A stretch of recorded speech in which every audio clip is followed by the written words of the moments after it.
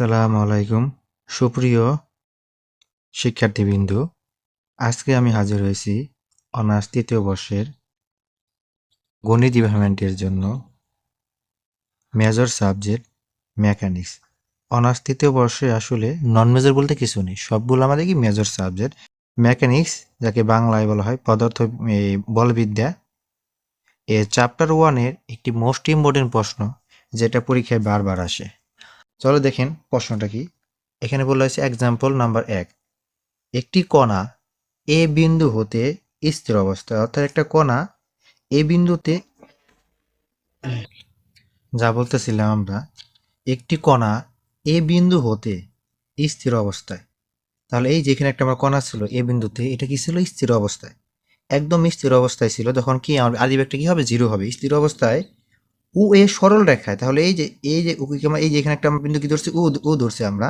তাহলে ও থেকে এ, মানে এই যে ও এ সরল রেখায়, তাহলে ও এ সরল রেখায় এমন ত্বরণ সঞ্চার করে যা সর্বদাই ও বিন্দু হতে বাইরের দিকে, দেখেন ও বিন্দু হতে বাইরের দিকে, অর্থাৎ এই বিন্দু থেকে দিকে, ও বিন্দু হতে বাইরের দিকে। যদি এই কোণাটা এরকম হয় যে বাইরের দিকে হয়, তাহলে এটা পজিটিভ হবে, আর যদি ভিতর দিকে হয় তাহলে মাইনাস হবে। আমি সূত্রগুলো একটু আপনাকে দেখে দিচ্ছি আপনাদের।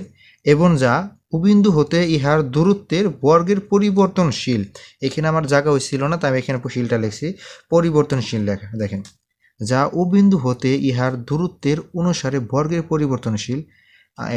আমি সম্ভবত তিতাস প্রকাশনী থেকে এই প্রশ্নটা তুলছি। তিতাস প্রকাশনীতে এখানে পরিবর্তনশীল লেখা আছে, আর তুহিন প্রকাশনীতে লেখা আছে সমানুপাতিক।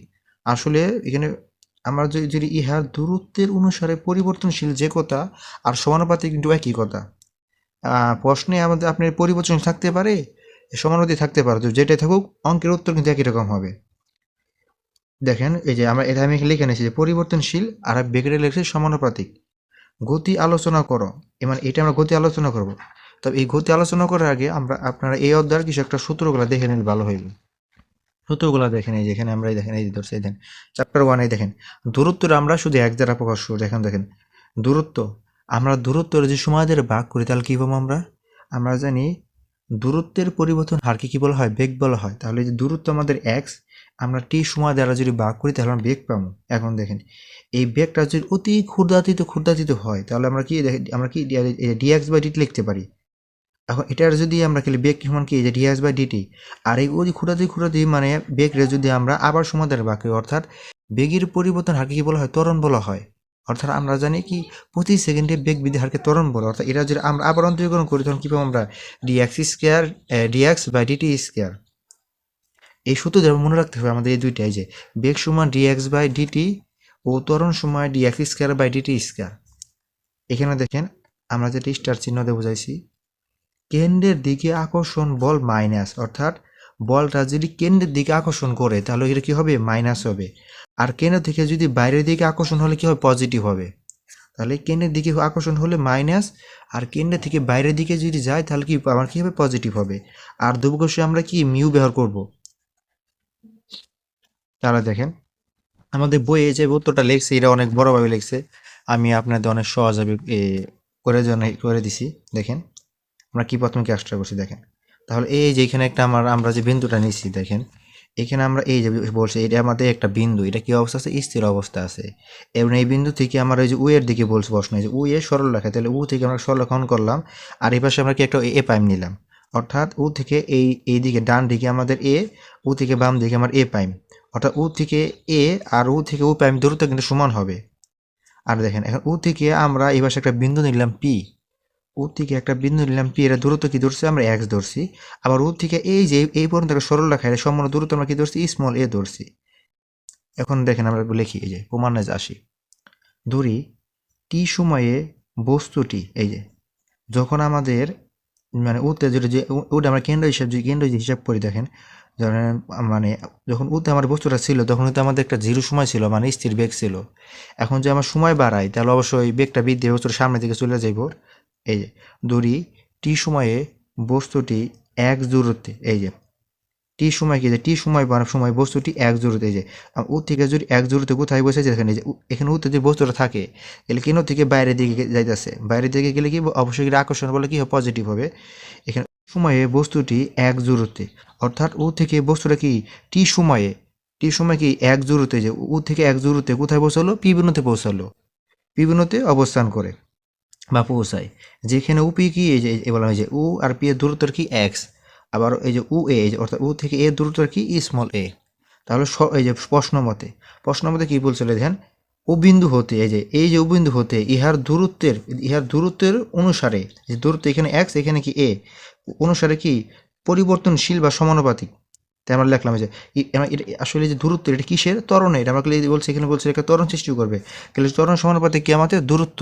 এখন ত্বরণের সূত্র তো আমি আগে দেখে দিয়েছি, ত্বরণের যারা সূত্র বসে দেবে যে D square x by DT square. আর এখানে আমরা কি যে সমানুপাতিক জায়গায় যদি আমরা সমান চিহ্ন বসাতে চাই, তাহলে আমরা আগে বলছি আমরা একটা মিউ আমরা সমানুপাতিক ধ্রুবক বসাবো, আর দূরত্ব আমরা কি দ্বারা বসাবো, এক্স দ্বারা। যেহেতু এটা বাইরের দিকে তাহলে এখানে পজিটিভ হবে, আর যেটা এটা ভিতরের দিকে হতো তাহলে এখানে কি হতো, মাইনাস হইতো। এখন আমরা কি করছি দেখেন, উভয় পাশে আমরা যে উভয় পাশে two into d x by d t দ্বারা গুণ করে, তাহলে আমরা উভয় পাশে যে এটা যা আছে এবার সাথে ঠিক আছে, এই বাম পাশে আমরা two into d x by d t দ্বারা গুণ করলাম, আবার ডান পাশে যে মিউ এক্স ঠিক আছে two into d t by two into d x by d t দ্বারা গুণ করলাম। এখন পরে আমরা কি করছি দেখেন, পরে আমরা যে কাজটা করছি দেখেন, এখানে আমরা ডি বাই ডিটি আনছি, আবার এখানে কি করছি আমি ইন্টিগ্রেশন দিচ্ছি, অর্থাৎ এই ডি বাই ডিটি আর ইন্টিগ্রেশন কি কাটাকাটি হয়ে যায়, কিন্তু এলে ডি বাই ডিটি আর ইন্টিগ্রেশন কাটাকাটি বাদ, অর্থাৎ বাদ দেয় কি থাকে শুধু আমার দেখেন তো এখানে d x by DT whole square থাকে। এটা কীভাবে আসছে, এখন এই যে d x by DT whole square এটা যে আমরা ডিভার্সন করি তাহলে কিন্তু আগে লাইনটা ফেরত পাবো। আমি লাইনটা এখানে করে দেখা দিচ্ছি, দেখেন এখানে দেখেন এই যে ডি বাই ডিএক্স এটা যে আমরা কি করি অন্তর্ষণ করি, এই যে d x by DT whole square যদি আমরা করি, আমরা আমাদের দেখেন এখানে আমি এই যে একটা সূত্র আছে না, ডিএক্স বাই ডিটি সূত্র কি আছে, সূত্র আছে আমাদের এক্স পাওয়ার এন। এই সূত্রটা কি, এনটা আমার সামনে চলে আসবো, তারপর এক্স থেকে এক্স পাওয়ার এন মাইনাস থেকে এক বিয়োগ হবে, তাহলে এনটা সামনে চলে আসবো, এক্স পাওয়ার এন থেকে এক্স তারপর কি এক্স থাকবে পাওয়ার এক বিয়োগ হবে। তাহলে আমরা এখন কী কাজ করবো, এই অনুযায়ী এখানে পাওয়ার কত আছে টুটার সামনে চলে আসবো, আর এখানে কি থাকে বাকি আমাদের ডিএক্স বাই ডিটি, এটা থেকে পাওয়ার কি করবো দুই থেকে এক বিয়োগ করলে এটাই হবে। যেহেতু আমরা এক্স হিসাবে করতেছি এটা কিন্তু আমাদের এক্স না, এখানে কি আছে ডিএক্স বাই ডিটি আছে, তাহলে যে আবার অন্তরীকরণ করলে কি হবে d square x by DT square. এই যে এটা কিন্তু পাইছি, যে আমরা দেখেন এই যে two d x by d x d t d x square d t square, অর্থাৎ এটা আমরা যদি আমরা ইন্টিগ্রেশন করি কিন্তু আমরা কিন্তু আগেরটা ফেরত পাইতেছি, বুঝতে পারছেন। আর এখানে যে ডিটি আর এই যে ইন্টিগ্রেশন কাটা যায়, একইভাবে এখানে আমরা এই যে টু রাখছি ঠিক, এখানে মিউ আমরা ঠিক রাখছি, আবার এই যেটার আমরা কি লিখছি এই যে ডি বাই ডিটি ইন্টিগ্রেশন, অর্থাৎ এই ডি বাই ডিটি আর ইন্টিগ্রেশন কাটা যায়, এখানে এক্স স্কোয়ার বাই টু এটার যে আমরা এই আমরা কি করি মানে ডিভাইশন করি আগেটা ফেরত পাবো। দেখেন এই যে এটা খেয়াল করেন, দেখেন এই যে ডি এক্স বাই ডিটি অর্থাৎ আমরা টি এর সাপেক্ষে করবো এক্স স্কোয়ার বাই টু, এই যে এখানে কিন্তু টুটা কিন্তু আমাদের ধ্রুবক পদ নিচে ভাগাকার আছে, এটার যে আমরা সামনে নিয়ে আসি তাহলে কি হবে হাফ হবে। তারপর আমরা যদি এখানে কি শুধু কি থাকে এক্স স্কোয়ার থাকে, এক্স স্কোয়ার যদি আমরা অন্তর্জন টি এর সাপেক্ষে টি টুটা সামনে আসবো, আর পাওয়ার এক্স এর পাওয়ার আছে দুই থেকে এক বিকুল এক হবে, যেহেতু এটা আমাদের টি না এক্স আমরা টি এর সাপেক্ষে করবো, তাহলে এটার আমাদের আবার করলে ডি এক্স বাই ডিটি হবে, এটু কাটা যাবে কি থাকে এখানে এক্স ডি এক্স ডি থাকে, এই দেখেন এই যে টু আমাদের ঠিক আনছি, এই যে মিউ আমরা ঠিক আনছি। এখন দেখেন এটা করার পর আমরা কি বাকি কি পেতেছি, দেখেন এই যে বাকি আমরা কি পেয়েছি যে এই দেখেন এটা পেলে আমরা এই যে এক্স রইলো, টু আর মিউ তো আমরা সামনে আগে নিয়ে এসে বলছি ধ্রুবক পদ, আর এইখানে এই যে দেখেন এই যে এক্স তোকে এই যে এক্স পাইছি ডি এক্স বাই ডিটি তোকে ডি এক্স বাই ডিটি এখানে পারছি, অর্থাৎ আমরা এটা যখন ইন্টিগ্রেশন করি কিন্তু আমরা কিন্তু আগেরটা ব্যাক পাবো, আগেরটা কি করে আমরা ব্যাক পাবো। আবার আরেকভাবে আপনারা করতে পারেন কীভাবে, এই টুটা আপনি ঠিক রাখতে পারেন, এই মিউটা এই বাই ঠিক রাখতে পারেন, তারপরে এই যে আমরা কি এখানে ডি বাই ডিটি আর ইন্টিগ্রেশন মানে এটা ছিল না কিন্তু এখানে আমাদের এগুলো ডি বাই ডিটি আর ইন্টিগ্রেশন, অর্থাৎ ডি বাই ডিটি আর ইন্টিগ্রেশন কাটাকাটি হবে।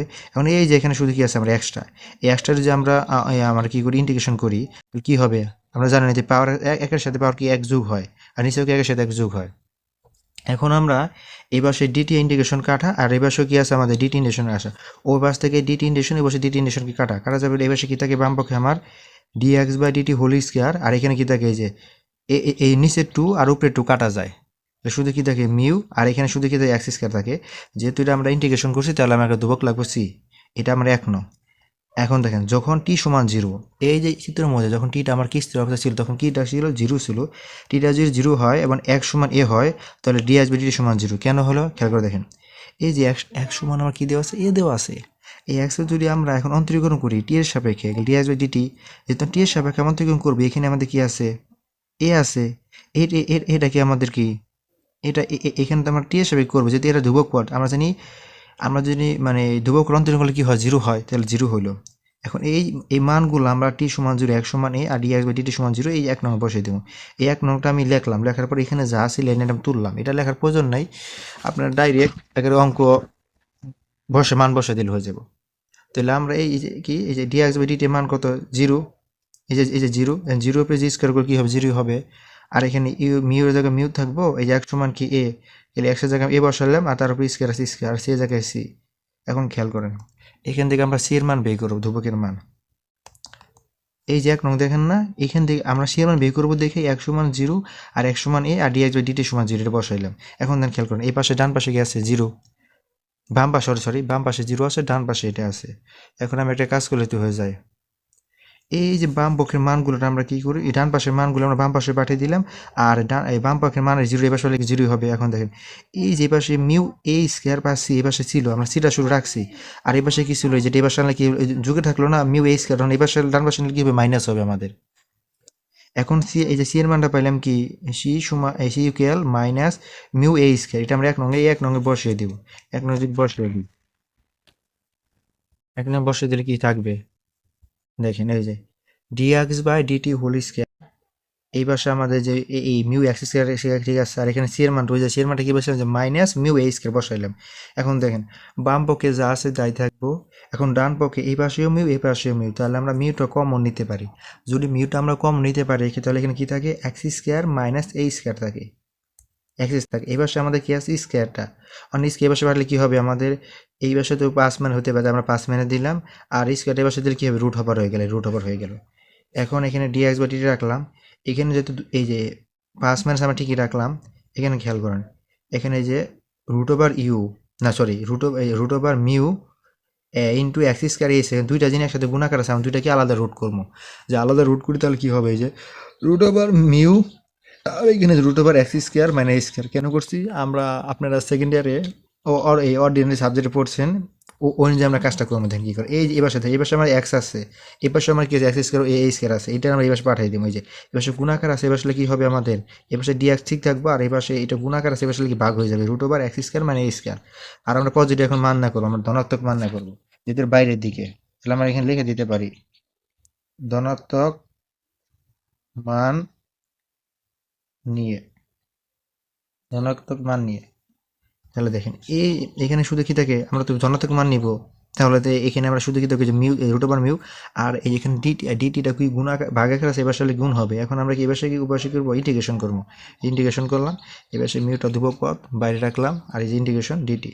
এখন আমরা একটা সূত্র জানি, আমরা এই যে ইন্টিগ্রেশন কি এই যে ডিএক্স, মানে এখানে সূত্র আছে না ইন্টিগ্রেশন, একটা সূত্র আছে না ইন্টিগ্রেশন, সূত্র আছে এরকম, এই যে ইন্টিগ্রেশন এই যে 1/√x² মাইনাস a স্কোয়ার, সূত্রটা কি cos H inverse X by A,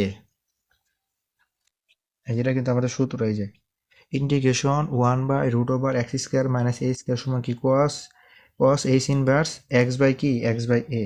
এখানে সরাসরি এই সূত্র আমরা বসাই দিলাম, যে cos H inverse 1 X by A, আর এখানে মিউ থেকে থাকে, আর যে আমরা ডিটির ইন্টিগ্রেশন করি তাহলে কি হবে, এখানে শুধু কি হবে আমার ডিটির ইন্টিগ্রেশন করলে কি টি হবে, আর যেহেতু আমরা ইন্টিগ্রেশন করলাম তাহলে একটা আমার ধ্রুবক আসবে। আগেবার আমরা সি আনছিলাম ধ্রুবক, এবার C1, এটা 2 নং। এখন আগের মতো এখানে C1 এর মানটা আমরা বের করতে হইব, তাহলে এই যে টি সমান 0 এক সমান এ, আমরা এখানে 2 নঙে বসাই দিব, যদি বসাই তাহলে দেখে কি হয়, এখানে এক্স cos এইচ ইনভার্স, ঠিক আছে এক্স এর মানটা কি ধরছি আমরা এ ধরছি, এগুলো এক্স এর মানটা এ বসে দিই আমরা, উপরে গেলে এ নিচে এ আছে আমাদের, আর এই যে টি এর মান যদি 0 বসাই গেলে 0-র সাথে আমরা যদি মিউ গুণ করি তাহলে কি হবে, 0 হবে, আর এখানে C1 থাকবে। আর এই পাশে আমরা এই জানি এই যে এ কাটা দিলে কি হয় 1 হয়, আর এই কথা এসে থাকে cos এইচ ইনভার্স, আর এখানে C1 থাকে। এখন আমরা কি জানি cos কত ডিগ্রি মান 1, 0 ডিগ্রি মান 1 হয়, তাহলে 0 cos 0 ডিগ্রি মান 1, আর এখানে C1 আছে, C1 থাকে। আর এখানে দেন এই যে C1 মান আমরা কি পাইছি 0, এটা আমরা এখন এই 2 নঙে বসিয়ে দেব, কারণ 2 নং আমার C1 আছে। 1 নং কিন্তু আমার সি এর মান কিন্তু আমরা 1 নং বসাইছি, এখানে C1 মান কিন্তু 2 নং এ বসাই দেব, কারণ 2 নং আমার C1 আছে।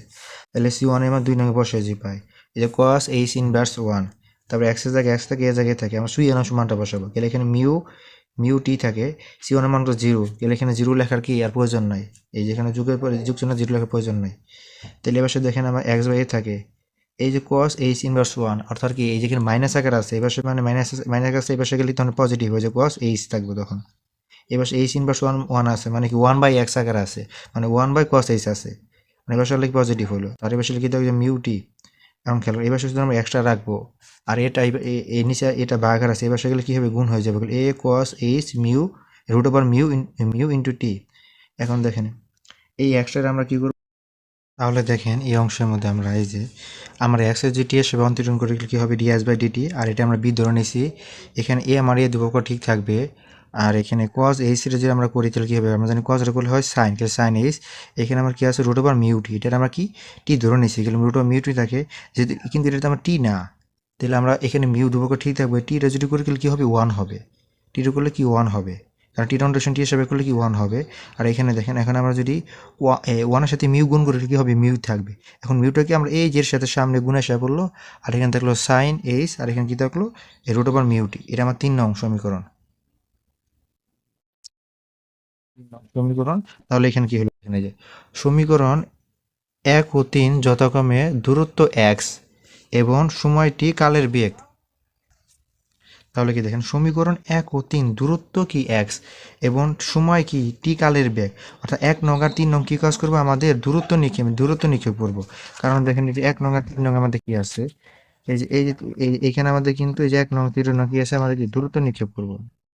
তাহলে 1 ও 3 নং যথাক্রমে কি দূরত্ব x এবং সময় t কি কালের বেগ, যেখানে 2 নং সমীকরণ t কালের দূরত্ব প্রদান করে, কণাটি বেগের ক্রমাগত বৃদ্ধি নিয়ে x অক্ষের যুগবদ্ধ দিকে চলে থাকবে, অর্থাৎ 1 নং আর 3 নং কি যথাক্রমে কি আমাদের দূরত্ব x এবং কি করে সময় টি কালের বেগ, এগুলো আমার কি নির্দেশ করে, 1 নং আর 3 নং কি করে আমার দূরত্ব x নির্ণয় করব, x নির্দেশ করব, আর সময় টি কালের এই সময় টিটা কি করব আমাদের কালের বেগ নির্ণয় করব, আর 2 নং সমীকরণ কি সময় যেখানে টি কি কালের বেগের কি দূরত্ব কি প্রদান করব, তাহলে কণাটি বেগের ক্রমাগত বৃদ্ধি, অর্থাৎ আমরা যতই বেগ বৃদ্ধি বাড়াবো তখন কি করবে, এটা কি একশোকের দিকে যুগপথের দিকে চলে থাকবো, অর্থাৎ আমরা আপনাদের সময়টা বোঝাতেছি, এই যে এখানে অর্থাৎ এইখানে যে আমাদের চিত্রটা আছে, এটা যতই আমরা ডান দিকে আমরা কি বাড়াবো সময়টা বাড়াবো, তত কিন্তু দূরত্ব বাড়তে থাকবো, আর এটা কি কালের মতো আমরা অবিরাম অসীম পথে কি চলতেই থাকবো, এটা আমাদের যুগপথে এই এক অক্ষের দিকে।